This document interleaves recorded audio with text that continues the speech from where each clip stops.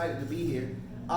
As Jordan or Ashley said, I've been at every passion project, and I'm so excited because I remember the first one I came to. I was like, the beautiful thing about passion project is that it's, if I were to use a word, and it's the word that comes out to the speakers, be as vulnerable as you can.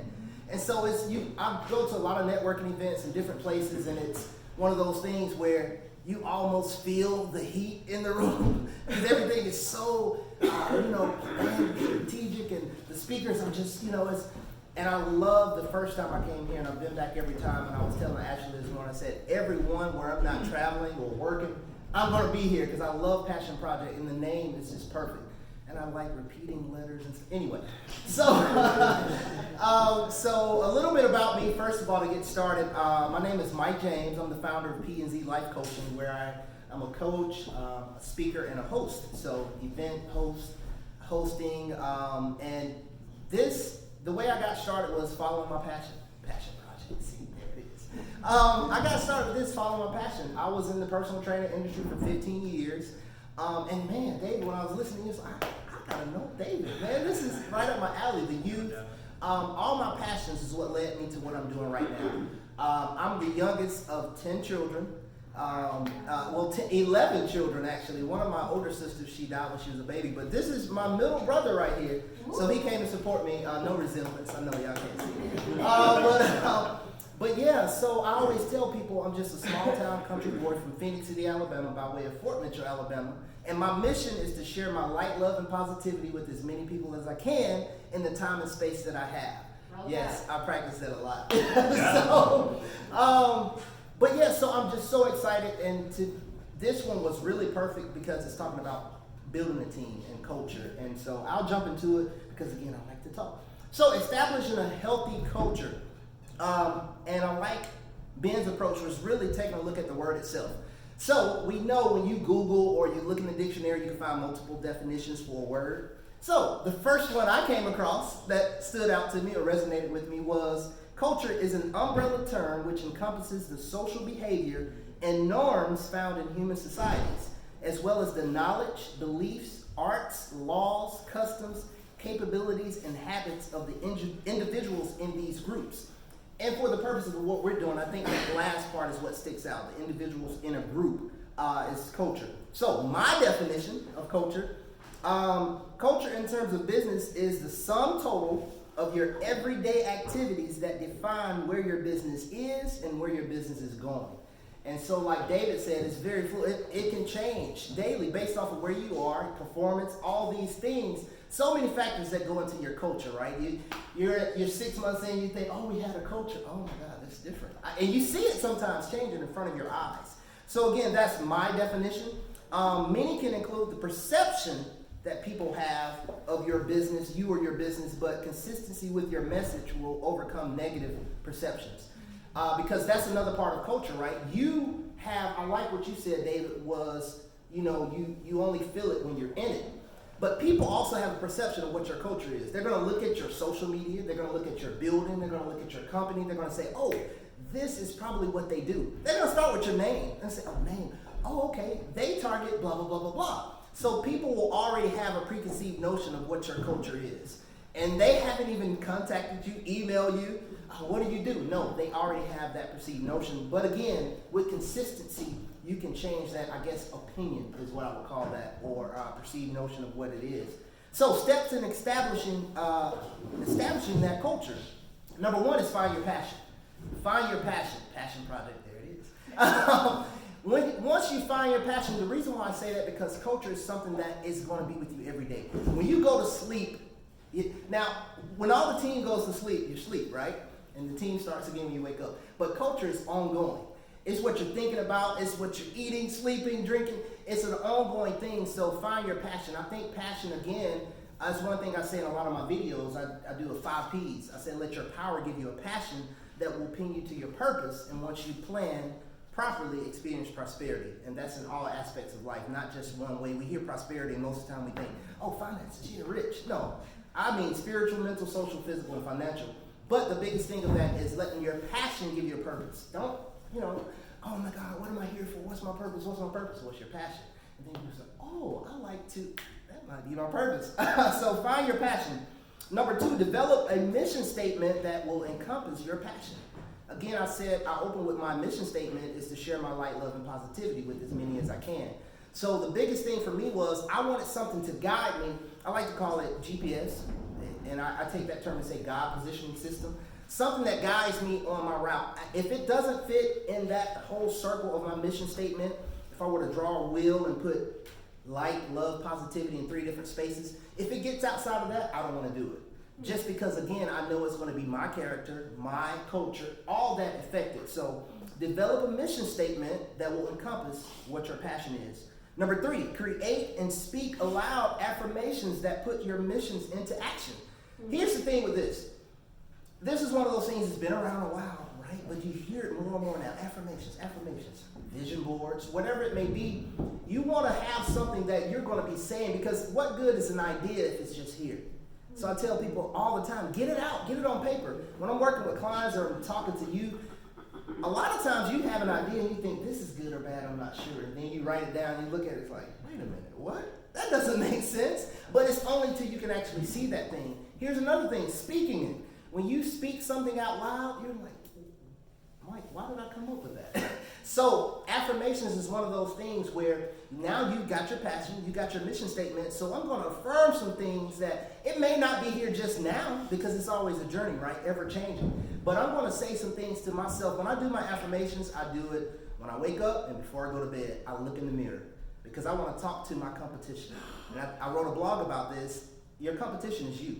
That's the person that's going to have the final decision to slow you down or push you, because you have outside forces that's coming against you. But who's going to be the person that says, oh yeah, that's right what they said about me. Oh yeah, that's true. Or I can keep going. That's you. So I tell people the competition is you. So create and speak aloud affirmations that put your mission into action. Number 4, do the work that it takes. Do the work that it takes. Another thing I have is the 3 W's. I told you I like letters and numbers and all that. So one thing I say a lot is my 3 W's. The universe will align to give you what you want, will, and work for. I don't know if any of you heard the book, The Secret, the audiobook, The Secret. I think it was a movie too, The Secret. So The Secret is this awesome thing. You know, it's based on that principle of so as a man thinketh, so is he. So you think about something, it'll come to you. But I say, well, it's missing a part. You have to put in some work, because you can lay in your bed all day and just hope for a raise. Hope, oh, I'm going to start this business. Oh, yeah, I'm just thinking about it every day. I get up, oh, the sun's coming in my blinds, but I'm still in the bed. Nothing's going to happen. But again, that 3rd step, it will align to give you what you want, will, and work for. Once you start working, you'll see some things start happening for you. So that was the 4 steps in establishing a culture. Find your passion, develop a mission statement that encompasses your passion, create and speak aloud, speaking it out, not just speak aloud your affirmations that puts your mission into action, and do the work that it takes. And that's the 3 W's. All right, so the next topic is building your team. So again, I'll go back to the definition. A team is a group of individuals working together to achieve a goal. That's the most simple definition that you find and just easy to remember. My definition, those in the circle you build and orchestrate that are going to help you achieve your goals, and those that you will help meet their goals. So that's what I see as a team. Awesome thing about co-working spaces, right? You're in an environment where there's other people trying to achieve a goal, but at the same time, they're encouraging you, and it's like, oh my God, this is awesome. We're all going in a direction where we want to be successful. We want to see everybody win, right? So that's my definition of it. Steps in building that team. The first thing is set the goal. Set the goal. What is the goal of the team? What are we trying to do? And it's a personal goal and the goal for the team. Because let's say if you're the leader of that team, your goal that you set may sometimes throw off the goal of the team. And it can actually also improve the goal of the team. So set a personal and team goal. And that can be ever changing. That may be something that you come back and review and you say, okay, this quarter, this is the goal. The next quarter, this is the goal. And it could be ever changing. Next thing is, number 2, what we're doing right now, network, and network some more.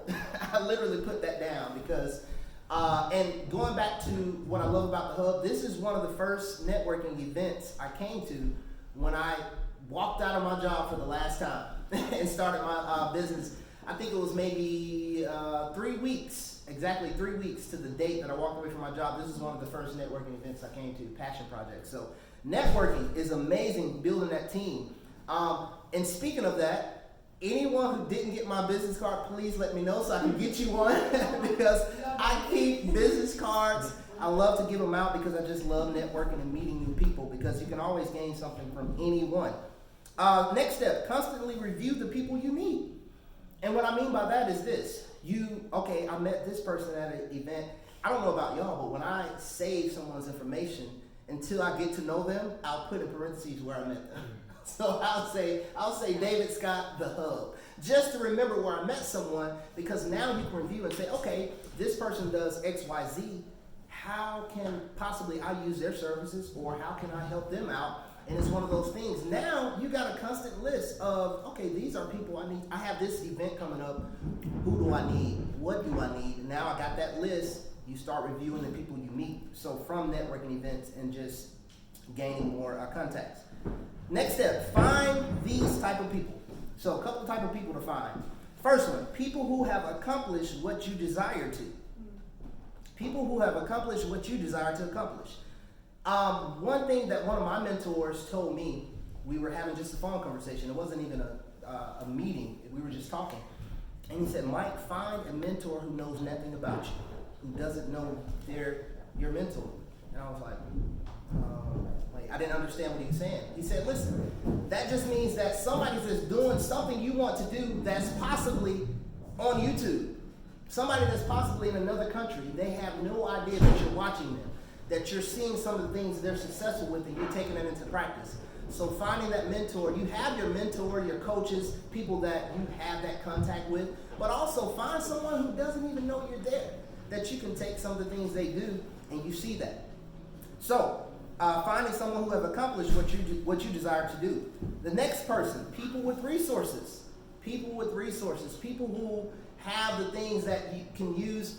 For instance, when I do speaking engagements, I need to know some people who have maybe coffee shops or spaces that I can do an event. So people with resources, that can be anything that you need at that particular time. Technology, spaces, connections, people with resources. So another person to find. The next type of person to find is people who can relate to you and identify with your position. And that can be peers. That's people who are just starting out. I'm 6 months into entrepreneurship, into my business. Somebody else is a year in. Those are people who can relate to that starting phase and a lot of the obstacles and roadblocks that you may face that you tackle. So that's a great person to have to kind of build your team, your extended team. The next person that you want to look for is a few people that you can help mentor along the way. I know the John C. Maxwell thing is all about leadership. The best way to be a good leader is to build other leaders. So finding people, your team is not always someone who is going to pour into you. It's the people you can pour out into as well. So that's a good person to have on your team. Somebody that you can help along the way. And you have to be strategic about that too, right? I used to give when I was in college, I was the president of my fraternity, and I used to give an example all the time. I say, when you're helping people, you got to make sure you're helping people that want to be helped. Because if you're climbing up a ladder and you're on that last rung, you're to the top, and somebody says, hey, Mike, help me, man. It's like, oh, okay, come on, just, put your hand, put your feet, start climbing. Yeah, man, I don't know, it's too high. Just come on. Okay, now, in order for me to get that person moving and I help them, if they don't want to put the first step, I have to go down to get them. And so now, guess what? To go back up to the top of the ladder, now not only do I have to get back the work I put in, but also I have that extra person on my back. It's going to be a little bit harder. Or I'm pulling someone. So it's finding people that want to help themselves. But again, that's a great person to have on your team, because we always want to make sure that we're pouring out. What you put out is what will come back to you. So I think that's a huge part. And then, so that's the people, finding those type of people, 4 people. The next step, be willing to change your team up based off the constant evaluation of your direction. Like David was talking about with your culture changing, your team may possibly change. You'll have some people on your team, they may go through some life changes or life events that they tap out. I'm not interested in the mission anymore. Guess what? A poor team can affect your culture. that can bring your culture down. You know, great team can bring your culture up. So finding, having the ability to change the team if need be is a good thing to do once you evaluate, okay, what's the goal? What are we doing? What's the direction we're going in? You may have to change some things up. And then the last step, my favorite step, is another repeat step, network. Networking is so important, and I tell people all the time, in the beginning phases of me building my business, building the brand, has been a lot of networking events. I will sit and in my time where I'm working or at home, writing a blog, doing things, doing a video, I will go to Eventbrite and I will just scroll. I'll type in networking or different things, whether it's finances for business, whether it's lending, whether it's networking events. I'll just look at that because networking is so important. Because here's the thing, you never know when you're gonna shake the right hand that's gonna excel you to the next level. You never know when you're gonna meet that person that's looking for you. But if you're at home, you'll never find out. So again, just to review those steps with building the team, set the goal, network, constantly review the people you meet, find those 4 types of people, people who have accomplished what you desire to, people with resources, people who can relate to you and identify with your position, and then a few people who you can help or mentor along the way. Be willing to change your team up based off of constant evaluation of your direction and network. So that is my whole spiel on culture and team building. Thank y'all so much.